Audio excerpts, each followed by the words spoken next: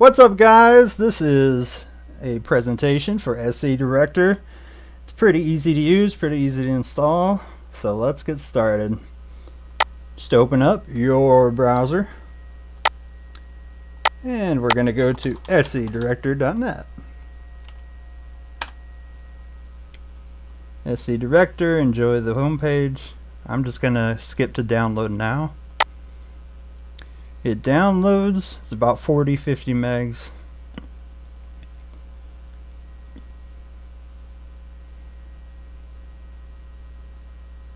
Once it's done, just click on it. In Firefox, you may have to go up here to the top right and open up the downloads.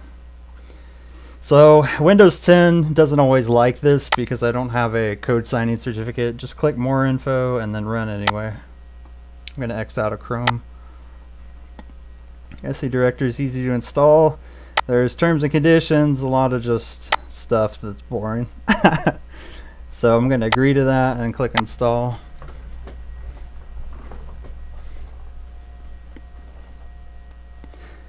There's a couple prerequisites, including .NET Framework. If you've never installed it before, it's going to pop up and ask you to do that. It's no big deal, just click agree and install. It might have you do it once more for 32-bit. And it does.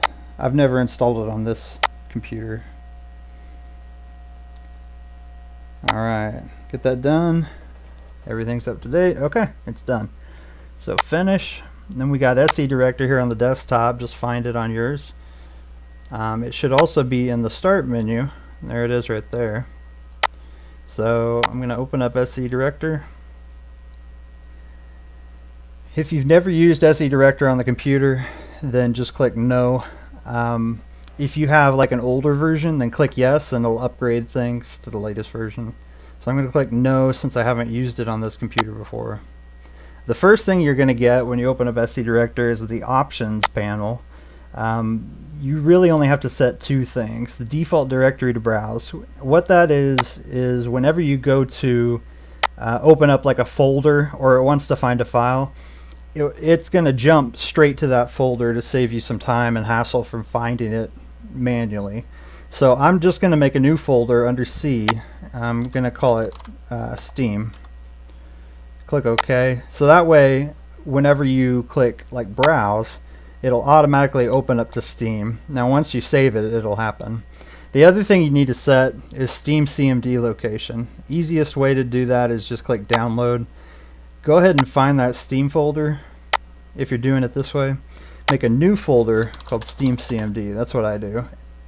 And then I'll show you where the games go after that. So it's going to download Steam CMD.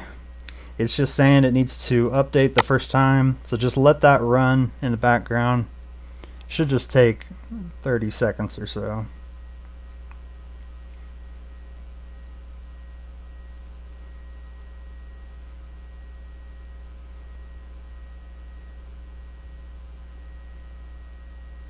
And when it's done, it'll just close. That's how you know it's done.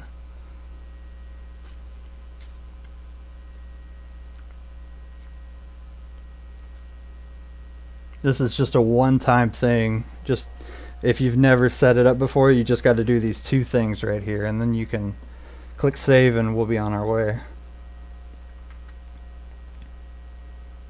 Okay, maybe 60 seconds. There it goes, it's done. So I'm just going to click Save Settings, and here we go. So we're at the main screen of seDirector. There's a lot of different options here. You can also get that by right-clicking. So the first thing you got to do is click Add Server. We're going to name this Gary's Mod. I think it's 1R. And I'm going to do number 1. srcds location. So where is that executable? Because that's the most important thing for each server, is telling seDirector where the srcds.exe location is. That way it can find the maps and things like that. Now I don't have it on this computer, so what we can do is just click Create. We can select Gary's Mod. I guess it does have 2 R's. And then I'm gonna go here, and if you notice, it's already gone to the Steam folder because that was the default directory to browse. So we're gonna go there. We don't want it in Steam CMD, we just want it here in Steam. So I'm going to make one folder called, I'll just say Gary Mod number 1. We click OK and create server. Are you sure you want to create it there? Yes. What it's going to do is actually open up Steam CMD, reach out, and if you get a firewall pop-up, this is totally normal. Just click allow access. This is so it can, the game server will work.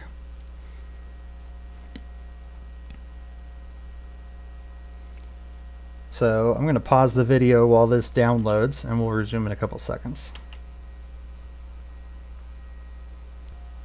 Alright, we're back, and it's at 90% downloaded for Gary's Mod. You'll see a pop-up that just says please wait. You can just click OK. When this is done, it'll disappear.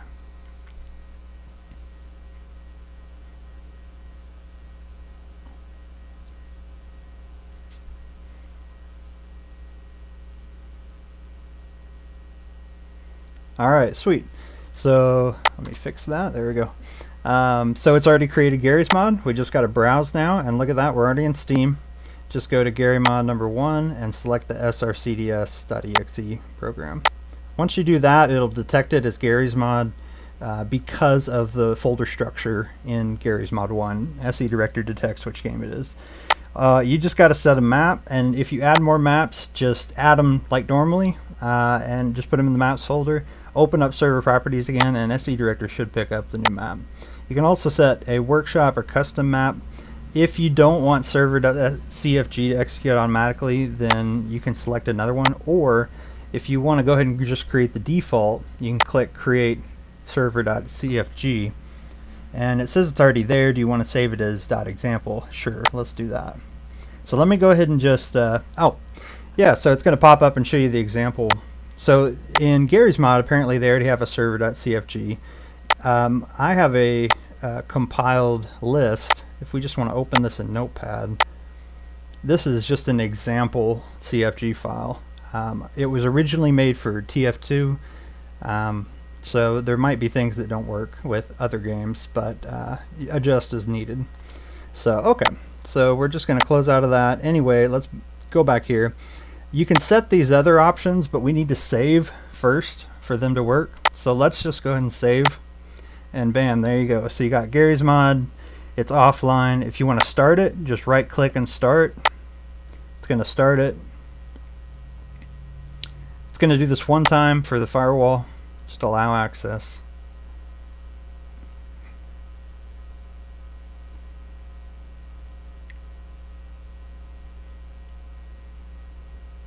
Might take a couple seconds. There we go. So now you got Gary's Mod running. So that's your first game server. Just repeat if you want other game servers. Let's add another server. I'm gonna let's see what we got here. Let's do Left 4 Dead 2. Actually, a popular one is Counter-Strike Global Offensive. So let's do that. And notice we're already in the Steam folder again. That's the default directory. And I'm just gonna do Counter-Strike Go, CSGO. Ooh, and let me name that like number 1. So that's the new folder for that. We click OK, create server, yes. I'm going to pause the video, and that way I'll be able to show you two game servers at once. So hang tight, I'll be back in a couple seconds.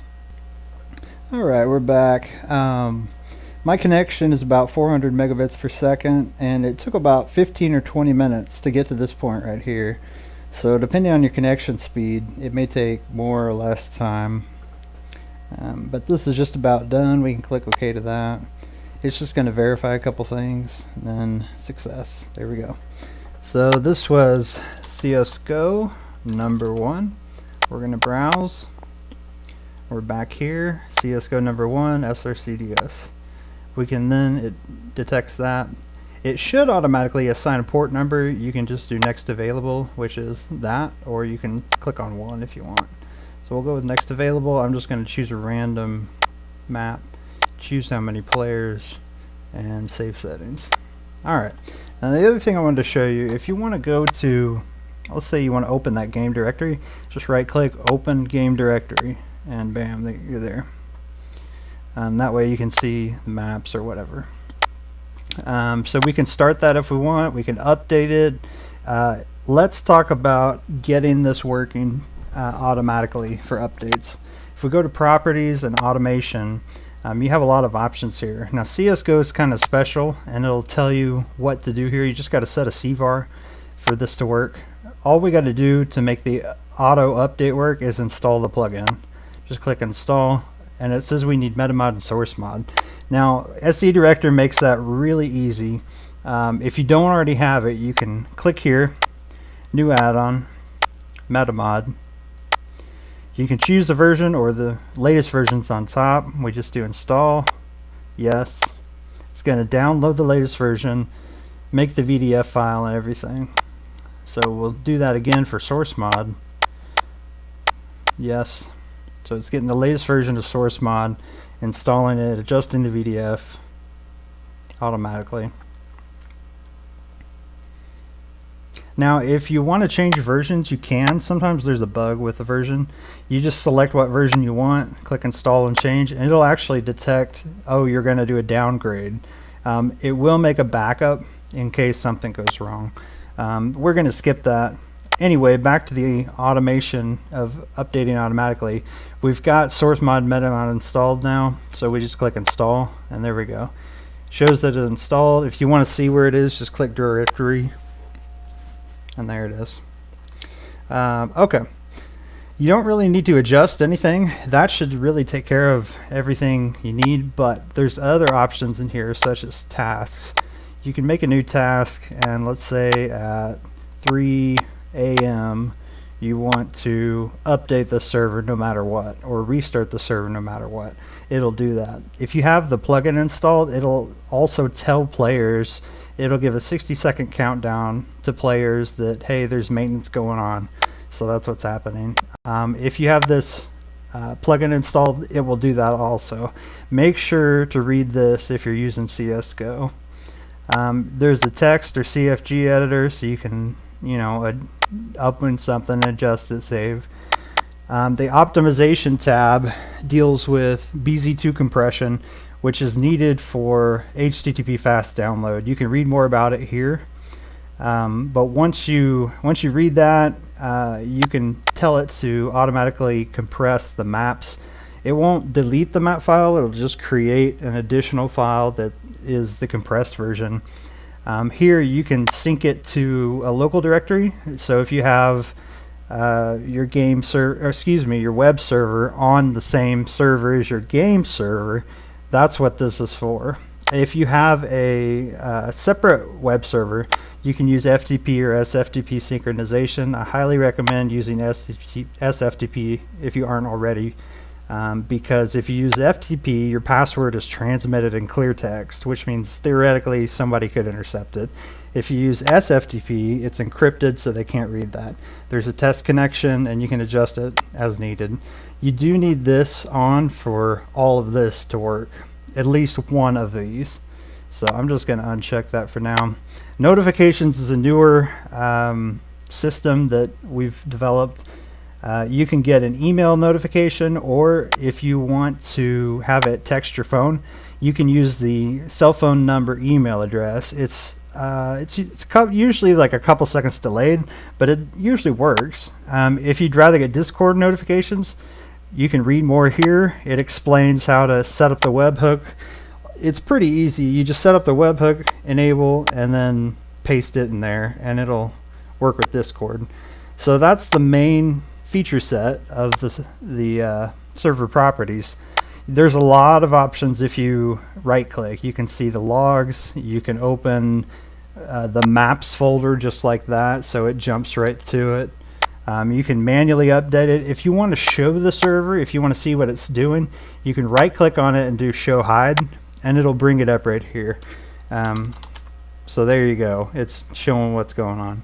And then to hide it again, just show hide like that. You can make a backup, you can duplicate the server. So let's say you want another CSGO server. I recommend just duplicating it, because what it's going to do is ask if you want to copy the game server's folder contents. So if you just want to copy it to a new directory, basically make an image of the existing server, into a new folder for another server, that's what this is for. You don't have to copy the game directory, so you can click no to that if you want, but it'll copy all the settings here, so it makes it a lot easier to have multiple servers that are just slightly different. Again, right click, that'll bring you a lot of different options. You can even reorder it if you want, just like that. So now you can see CSGO's on top. I'm going to stop that server. In the help menu, there's a couple different options here. You can either contact us on Discord server, which it'll pop up and show you. You can do the forums, or you can do support requests. If you do support requests, that will pop up with just a couple questions. You can fill in that information and it'll automatically send it. So yeah, that should make it pretty easy. There's server.cfg examples. If you want to look at release notes, this shows you everything that's changed in each version. So it shows you all of that. And then finally, if you want to check for updates, you can do that. seDirector is automatically set up to check for updates. If you want to turn that off, I guess I don't have that. And then of course the about menu, which just kind of shows the details.